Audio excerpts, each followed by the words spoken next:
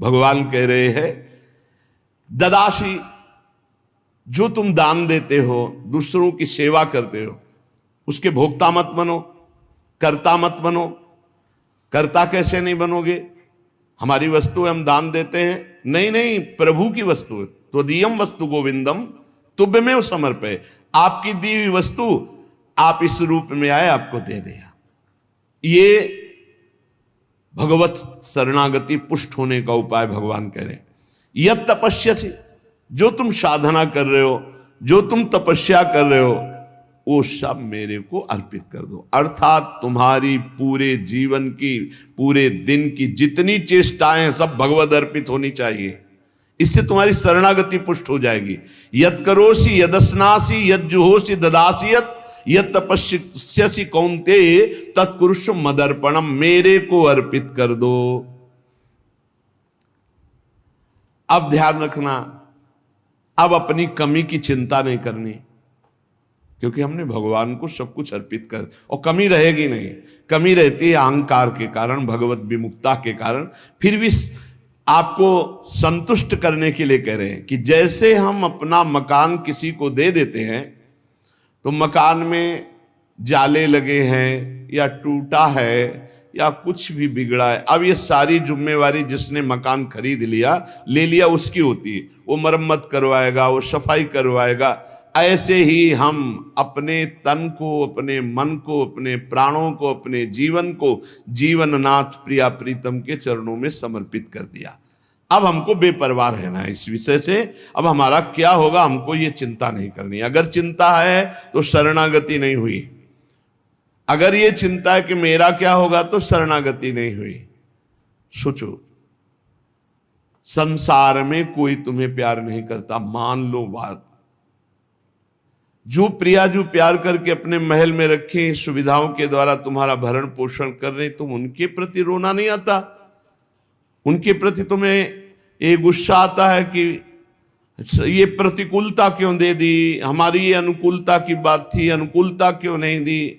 अरे जिनसे तुम अनुकूलता की आशा करते थे वो तो तुम्हें देखना नहीं चाहते, अंतर की बात तुम्हें बता रहे हैं। और जिनको तुम कभी माने नहीं, जिनके लिए कभी कुछ किया नहीं, वो तुम्हें अहेतुकी प्यार से लबालब डुबो रहे, फिर भी तुम्हारे अंदर गुस्सा आता है प्रभु के प्रति। तुम हो कौन? अरे तुम भगवद अंश हो, भगवान के द्वारा शरीर दिया गया, भगवान के द्वारा सारी व्यवस्था दी गई, तुम्हारा अस्तित्व ही श्री भगवान है। समर्पित हो जाओ तो फिर चिंता भी खत्म हो जाएगी, सब कुछ उनकी कृपा से हो जाएगा। तुम चिंता मत करो, चिंतन करो। भगवान हमें मोक्ष दे दे, भगवान हमें स्वर्ग दे दे, भगवान हमें अनुकूलता दे दे, भगवान हमें अमुक वस्तु दे दे, ऐसा सोचने वाला समर्पण नहीं हुआ, अभी शरणागत नहीं हुआ। सर्व समर्पण में ये सोच ही नहीं रह जाती। जब तक अहंकार है तब तक समर्पण का नाटक है, समर्पण नहीं। अहंकार है वहां सर्व समर्पण नहीं है। इसीलिए ये सब प्रश्न और सब चिंताएं, शोक, इनकी गुंजाइश है नहीं। शरणागत के पास कोई भी किसी भी तरह की चिंता और संशय वृत्ति नहीं रहती। सर्व समर्पण हो जाने पर अब जिम्मेवारी भगवान की है, हमारी नहीं। हमारा केवल कर्तव्य भगवान का आदेश पालन करना। वो आदेश करें अनन्यस चिंतयन्तो माम, केवल मेरा अनन्य चिंतन करो, माम अनन्यस चिंतन। जिस प्रकार पतिव्रता पत्नी पर पति का पूर्ण अधिकार होता है, उसी प्रकार पत्नी का पति के संपूर्ण वैभव पर भी अधिकार और गोत्र पर भी अधिकार।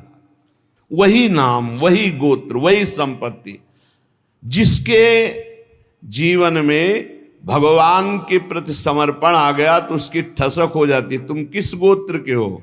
बोले अच्युत गोत्र, श्री हरिवंश सुगोत कुल, जो अपनी महिमा से कभी च्युत नहीं होते। उन हम भगवान के हैं। अब हमारा गोत्र, हमारी जाति, हमारा कुल भगवान है। और यही सिद्धांत परम सत्य है, यही सिद्धांत परम सत्य है। हम सब भगवान के बच्चे हैं, कोई छोटा बड़ा नहीं, एक तिनका भर कोई छोटाई बड़ाई नहीं है। पूरा का पूरा वैसे ही सब है जैसे एक तो सब अनेक वही बना हुआ, एक को हम बहुत श्यामा।